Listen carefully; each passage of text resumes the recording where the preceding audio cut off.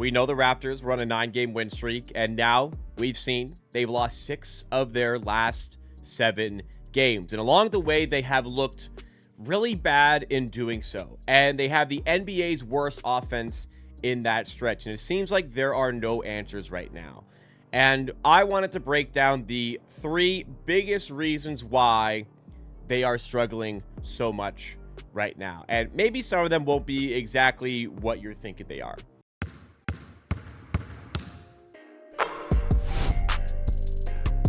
We can't say that about the first thing on the list, though. And one of the big reasons the Raptors are struggling right now is to put a label on it. It's because RJ Barrett's out. Now, not to say like that is the sole reason the Raptors, like that is the sole part of this reason why the Raptors are struggling here. But RJ Barrett's absence has been a big contributor for the Raptors and their lack of success at the moment, because the offense has just not looked good. Now, the defense also hasn't looked good, but like I said, the Raptors have the NBA's worst offense in this 9-game stretch in which RJ Barrett has been out with an injury.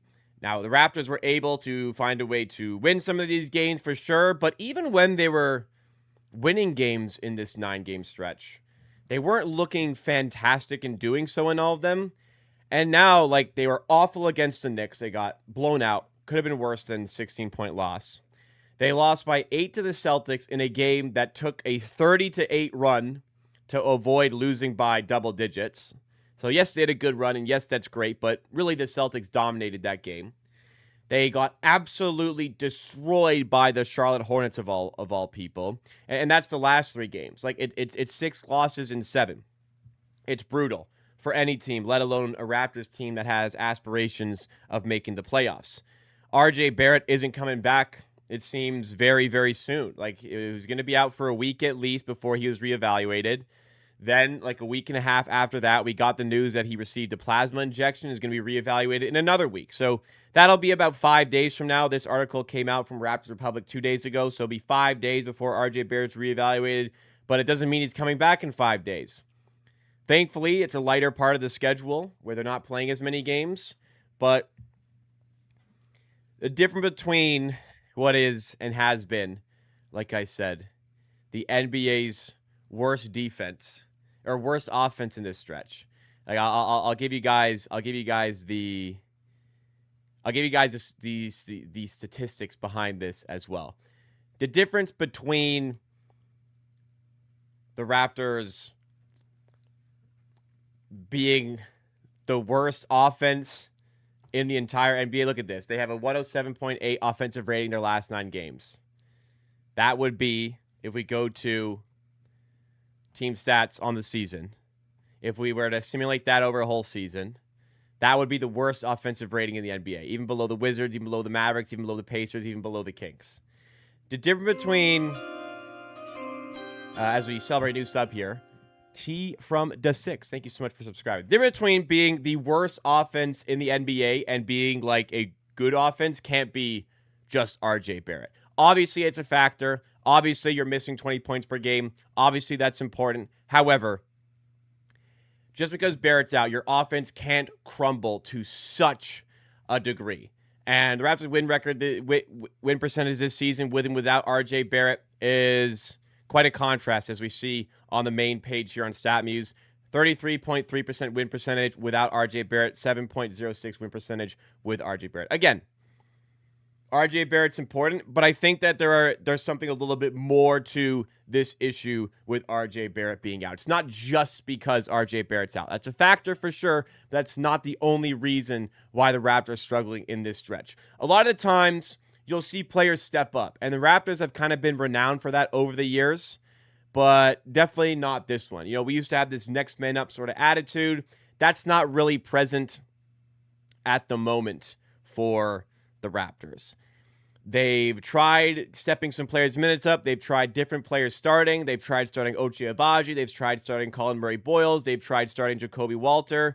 Nothing has really clicked for the Raptors. And not only have none of these players stepped up, you know, the players you'd want to step up are Grady Dick, Agbaji, Jakob Poeltl, guys who could fill in this shooting guard role.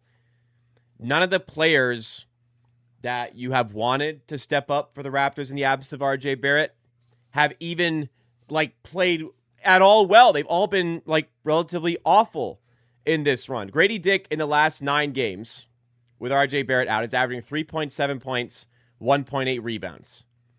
Now, I know his minutes are fluctuating, but it's not exactly a log jam of talent right now off the bench.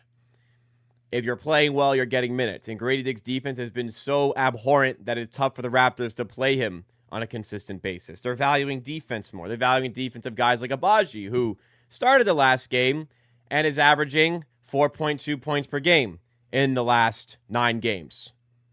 Yeah. And that's with the 11-point game against Boston. 4.2 points. Jakob Poeltl has been starting the most in this stretch, and he's averaging 7.2 points in the absence of Barrett. And he's been getting heavier minutes. So, yeah, Barrett out is a problem, but I think maybe even the bigger issue is the fact that nobody has stepped up as a result. Nobody has stepped up. And as for Grady Dick, somebody in chat asked it, Foot Time Fan Jams, his thoughts on Grady's slump and improving for him. I really want to see him shine his 3rd year. His confidence is completely shot at the moment. The way the Raptors are playing their offense, maybe it's not quite suiting Grady Dick, but like they're zipping the ball around the perimeter. That should free up good shooting opportunities for him. He has not been taking advantage of enough of them. And other than his shooting, he's kind of struggling to find ways to impact the team. Like he's gone from a 14.4 point per game player who started all 54 of the games he played last season. He was a starter for the Raptors. He's gone from 14.4 points per game down to 6.3, even worse than his rookie season. He's shooting 31.5% from 3. It's a brutal stretch here. And people might point fingers at Darko. I don't know. I don't think so. You know, I'm not exactly a Darko Rajakovic fan, but I think Grady Dick has been given opportunities. He's not taking enough advantage on offense, and unless he's making up for it with his offense, his defense is unplayable. It's gotten better this season, but it's still so bad, and it was awful in the game against the New York Knicks as well, hence why he barely played. It's tough to have Grady Dick on the floor when he's such a negative defensively, and he's not really giving you anything on offense either.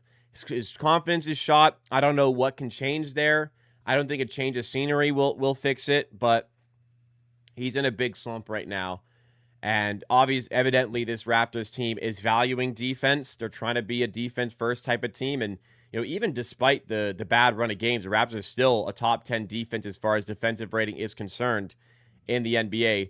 But early on in the season, kind of Grady Dick's poor play was masked by the fact the Raptors were dominating in his minutes. They're still doing really well in his minutes. As that's kind of going away, and now we're seeing Grady Dick's offense more at the forefront and the struggles there, it's tough to give him play time. But like I said, the Raptors defense is still doing well. They're still a top 10 defense, but the offense has just been so bad in this run of games. Now, let's get into the second part of this conversation. The second reason why I think there's such struggles right now. And I think it's flat out the center position. Probably mostly just the fact that Jakob Poeltl has been so awful in the recent run of games. Like the Celtics game, every second Jakob Poeltl was on the floor, the Celtics hunted him. They wanted that matchup on defense. They were looking for him, and they got it a lot, and they fried him like every single time. He looked so immobile out there. The Knicks were trying to do the same thing. It was tough. It was tough to play him in the Knicks and Celtics games. On offense, he's putting up an okay amount of points, especially as his touches are decreasing with the addition of Brandon Ingram to the team. He's been efficient. It's just he's getting less touches, but he's missing a lot more easy looks. Like that one-handed push shot that is like typically automatic for Poeltl has not been this season. But like Poeltl doesn't need to be this outrageous player. We've got a lot of talent. You would think it's just he has to be better defensively. And I mean, I sincerely hope that the issue right now is that it's his back. Obviously, like if it's a pinched nerve or there's something wrong with your back, that's a big deal. That's going to have a huge impact on your mobility and your impact on the game. I hope it's his back, because if it's not his back, and I'm going to give him the benefit of the doubt and say he's got to get healthy. And we have some time off right now that he needs to get healthy for.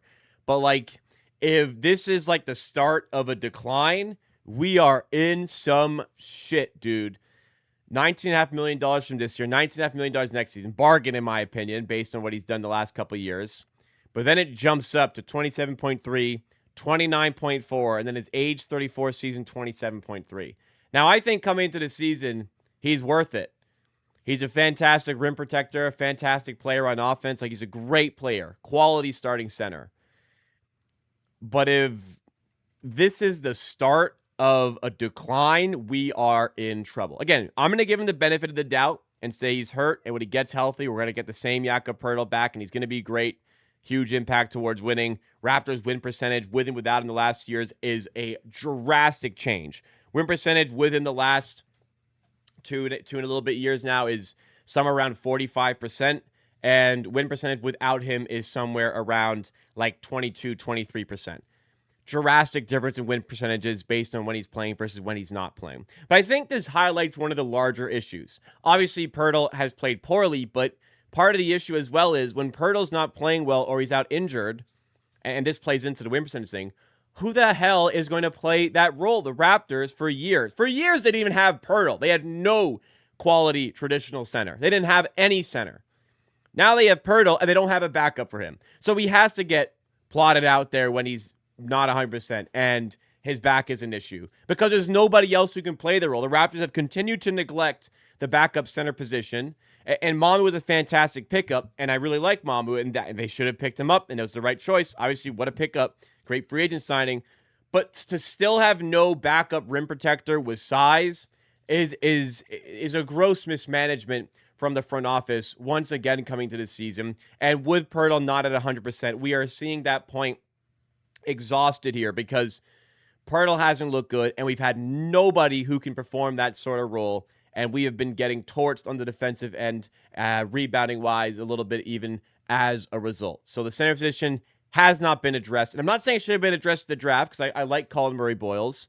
And Colin Murray-Boyles is a good defender. But at a certain point, you know, Murray-Boyles, yeah, he can protect the rim a little bit. But when he's playing against 7-foot Karl-Anthony Towns, size matters a little bit at that point. So you put yourself in a position where you have no answer to Towns if it's not Poeltl on the floor or whoever else, like a Cockbrenner even for the Charlotte Hornets. Then the third reason why I think things are looking so bleak right now is I think the 9-game win streak gave fans and even myself a bit of a false sense of where this team was. We were feeling great, as obviously we had won 9 games in a row. I keep saying it in these streams that there was a little bit of an element of luck to it, but like they were doing well in that stretch. It was just maybe it built us up a little bit too much, because in reality, we are 15-11 to start the season. If you had offered me to start a season a 15-11 record, I would have gone, hell yeah, 15-11, that's great. We're probably a top 6 seed at that point, 26 games to the season. We got out of our group in the NBA Cup. Hell yeah, that was a tough group. It had Indiana, Atlanta, Cleveland. Now, Indiana had a bit bad, but had Atlanta, Cleveland. That was a tough group. We won that group. We went 4-0. Like, hell yeah, sign me up for this start of the season. But in knowing the 6 loss in 7, obviously it feels a bit worse. And knowing that, like, holy shit, we're spiraling out of control here and we need to get out of it, obviously that feels worse. But we're 15-11. And I think that we need to revert back to the preseason expectations of, okay, this is hopefully a top 6 seed, maybe. It should be a play-in tournament team, but hopefully it's at least a top 6 seed. If not, play-in's fine. Let's try to get into the playoffs that way. I think we need to revert a bit back to where the preseason expectation were, where the win projection for the Raptors was about 40 wins. I think they can do better than that. And I think based on the start, I know they can do better than that based off the start. But, like I said, need RJ Barrett back healthy. But also, like, it'd be great if some other players were just if could just step up in his absence. We need Poeltl to look healthy, but that's not really something in our control. Do you find a way to get a center? Like, I don't think Gafford is the perfect solution, but Daniel Gafford certainly is an aid to that center position. Maybe look at acquiring him. And I think last thing, again, just kind of keep the emotions and keep the expectations a little bit more in check for the rest of the season. I think we're better than most people thought we'd be, but we're maybe not quite as good as we thought we were when we had won 9 games in a row.